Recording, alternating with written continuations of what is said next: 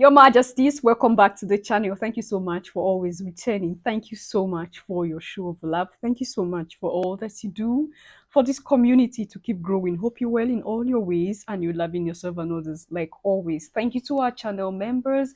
Thank you to our anonymous supporters. Thank you to all of you. All right, today we are here for Burkina Faso. You know, Traoré keep doing it like he keep giving assignments to other African leaders as he is at his age the youngest president in the world. I believe and I feel that African leaders should learn from this young man. All right. First of all, he came to office, he knew who his enemies are, and he know how powerful his enemies are. And he went further to make deals, all right, to make connections with people who are almost equal to his enemies. So that in case something happens tomorrow, he has people that can align with him. First, he started with Russia.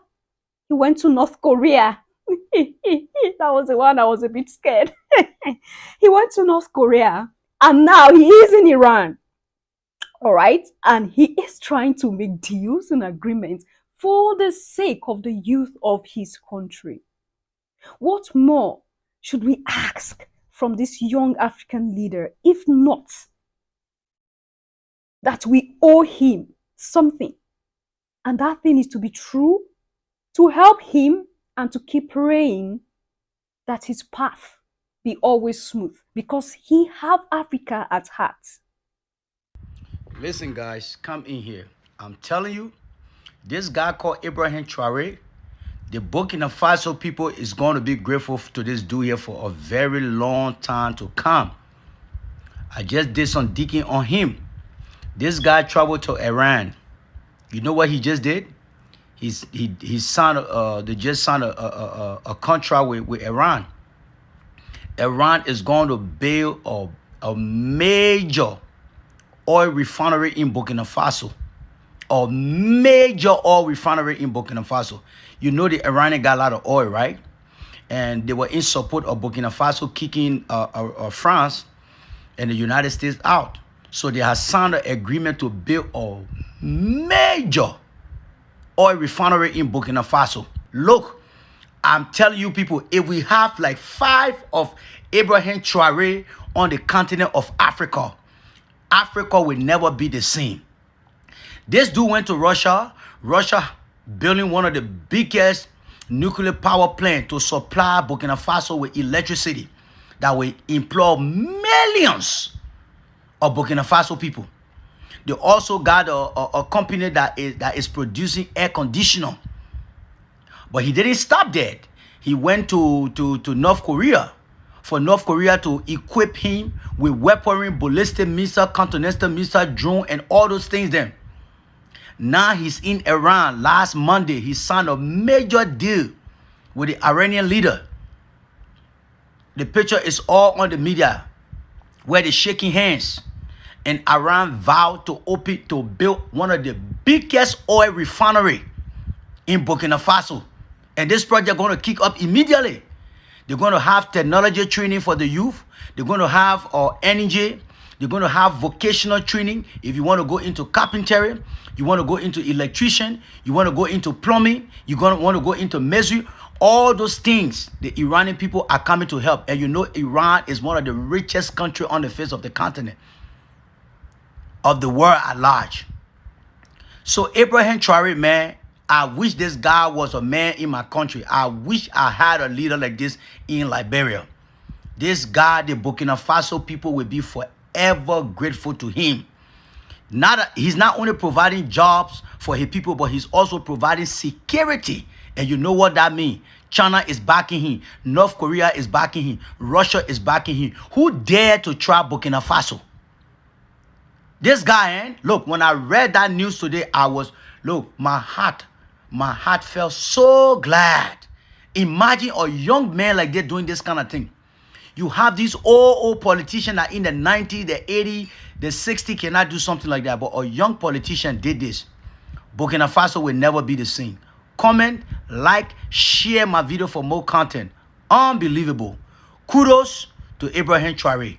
I get the Macron All right, there was a speech of his that he was telling people that this guy is not going to lead Burkina Faso to the right path. He's going to lead them to doom because he's not experienced in anything. He don't know what he's doing. He's too young to be where be a leader of a nation. You know, some statements like that just to bring down the reputation of this guy, of Traore. But he kept proving them wrong by day with the steps he make. He kept proving them wrong. And the reply he always give, I'm so much in love with statements he make. I'm so much in love with how he put them off.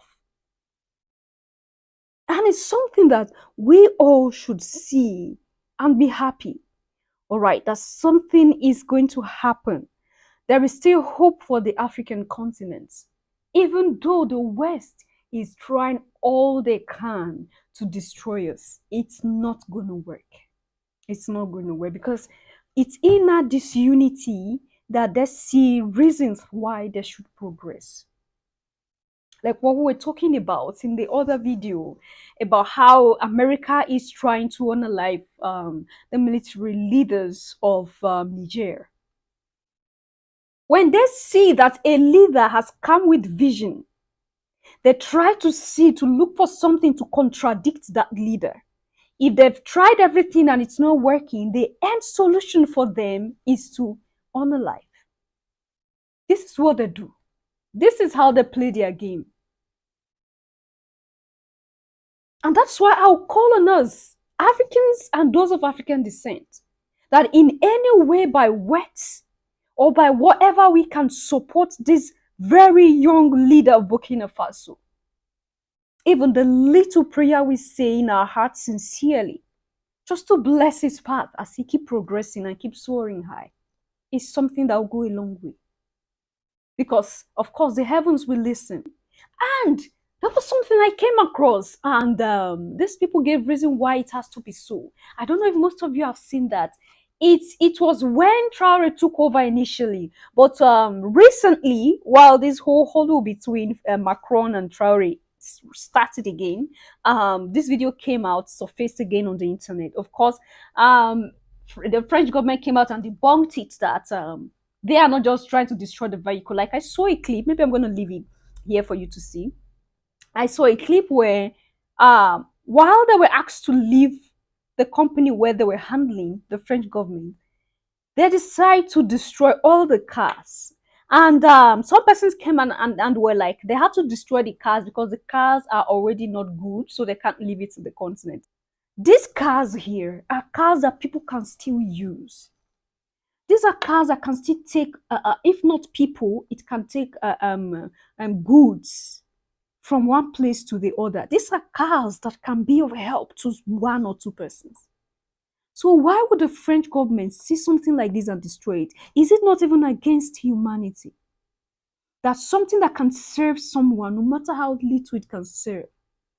You destroy it, and then you say that you have to destroy it because if you do not do, it litters the environment. Why not allow the Africans to make that judgment? But no, they had to use that way to just escape people seeing them as evil people. Oh, because Burkina Faso asked you to leave their country, you decided to destroy everything that you had here so that they wouldn't be left, so that they would be left with nothing. I don't know if you get what I'm saying. Look at the cars. Look at these cars. What is so wrong with these cars that it can't help humanity? To some point,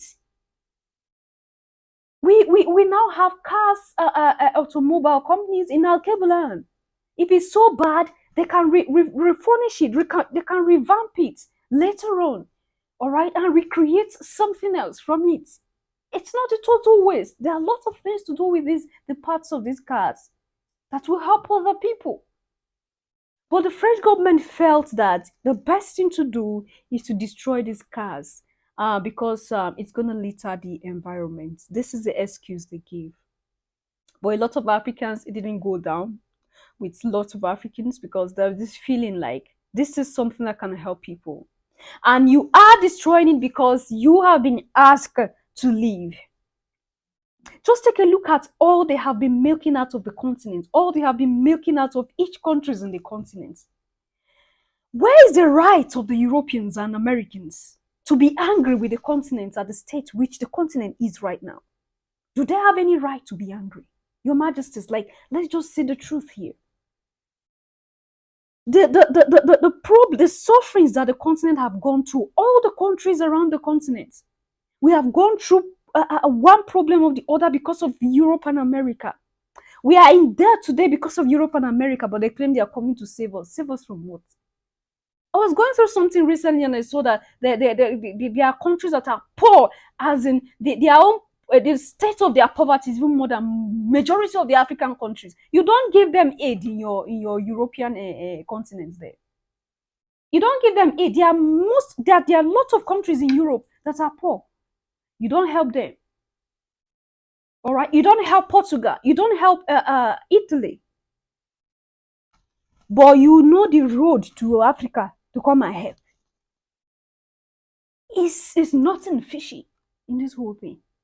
Because they always want to make us look like the beggars and they are the savior. And I think this is the stage, at this era and time, Africans are saying, no, we are not accepting that narrative about us. We are not begging you for anything. Come on, just get the hell out of the continent. What is so hard?